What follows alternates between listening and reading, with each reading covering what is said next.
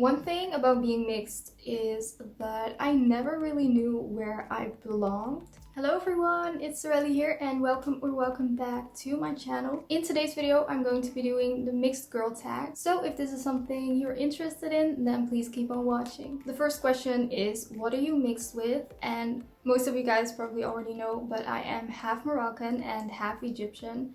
But I live in the Netherlands. My mom is Moroccan and my dad is Egyptian. The second question is, what are you often mistaken for? One thing that I love to do when someone asks me what I'm mixed with is ask them first what they think I'm mixed with, and I get all sort of answers. Like, people think I'm from Suriname. I don't know if you guys know where that is. And a lot of people think that I am Turkish. It's mostly non-Turkish people who think that I am Turkish, and some people even think that I am half Dutch, which I am not. I just live in the Netherlands. Was coming from a different background challenging growing up? I first lived in Rotterdam, that is where I was born. And it is a very multicultural city. Since I was very young, I don't really remember what that was like. But when I was very young, my family moved to a predominantly white neighborhood. So I did grow up between white people, and I was always very aware that I looked different from other people in my class, especially because I had curly hair and everyone else around me had straight hair. And I've told you guys this before, but it did make me think that I had to have straight hair in order to feel pretty. And also my skin was darker than most people in my class, so I was very aware of the differences between me and my classmates. Because of my Egyptian last name, I also did have trouble when I applied for jobs. So I did notice that my classmates, for example, would get a job and that I wouldn't even be invited for an interview. And not just me, also my siblings had a lot of trouble with that, and some of the other non-white kids in the neighborhood. Do you have any advice for someone who struggles with being mixed? I would tell someone who struggles with being mixed, embrace who you are. You are a child of God.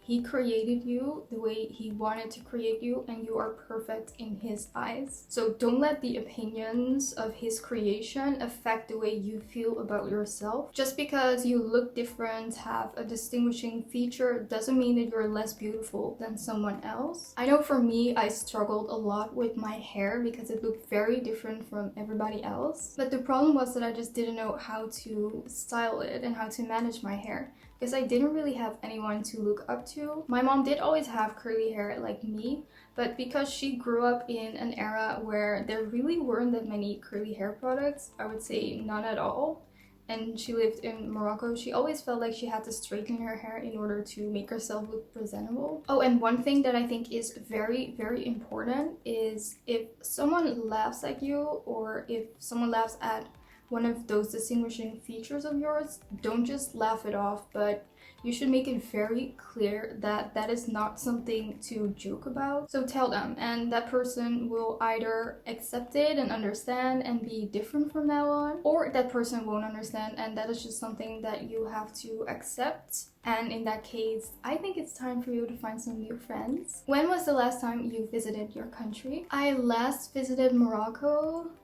not last summer, but the summer before that.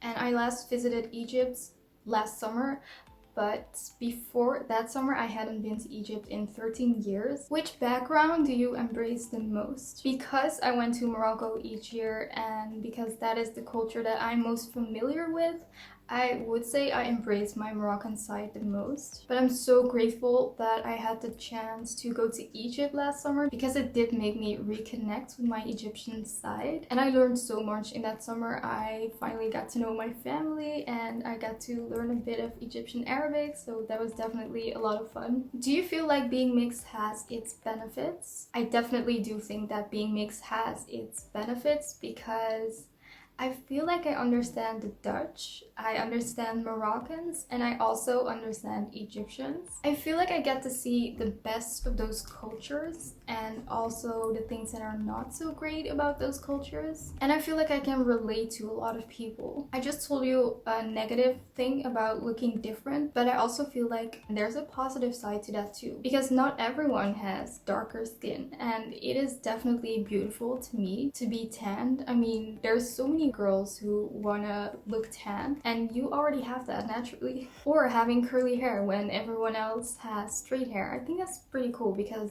those things are really what make you you. Oh, and if you're blonde in a country where most people have darker hair, that is also seen as really beautiful.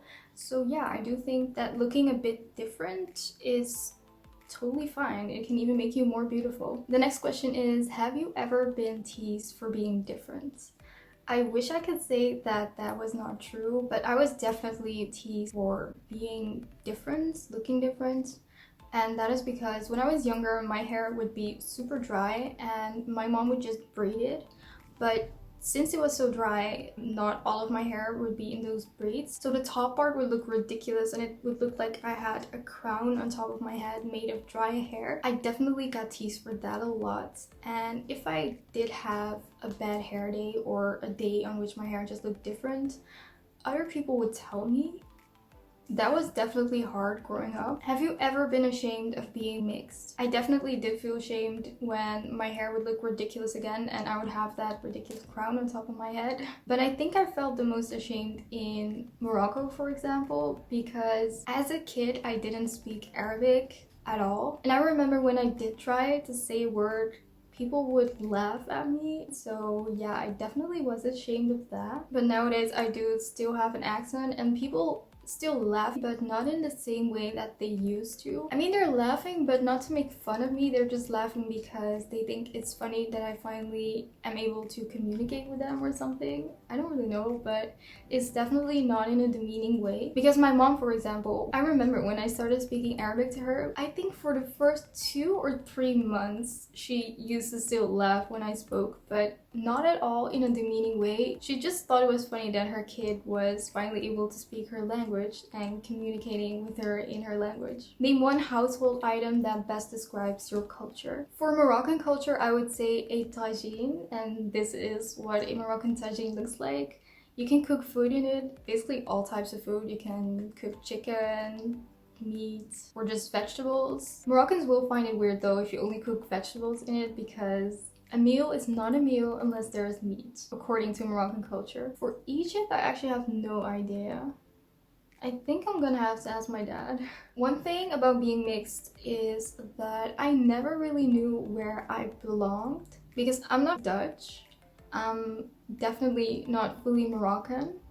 And I'm also not fully Egyptian. And the thing about Arabs is that if you're mixed and they hear where your dad is from, they will automatically call you that culture only. So people in Morocco didn't really see me as half Moroccan, half Egyptian. I was just purely Egyptian just because my dad is Egyptian. And in Egypt too, I would just be Egyptian because of my dad. How I feel really depends on what country I'm in, because when I'm in the Netherlands, I'm very aware that I look different from everyone else, and I'm very aware of the fact that my parents are different from other people's parents. But when I'm in Morocco, I do feel like a tourist and I don't feel like I'm fully Moroccan because as a kid, I didn't even speak the language and I'm still not completely fluent. Since I didn't even grow up in Egypt, I definitely also feel like a tourist there. If you want to ask me any other questions about being mixed, please feel free to comment your question in the comment section. Maybe if I get enough questions, I will do a part 2. And also, if you want to share your experience about being mixed,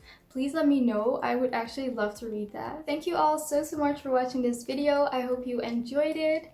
If you did enjoy it, then please don't forget to give this video a thumbs up. Subscribe to my channel if you want to see more videos.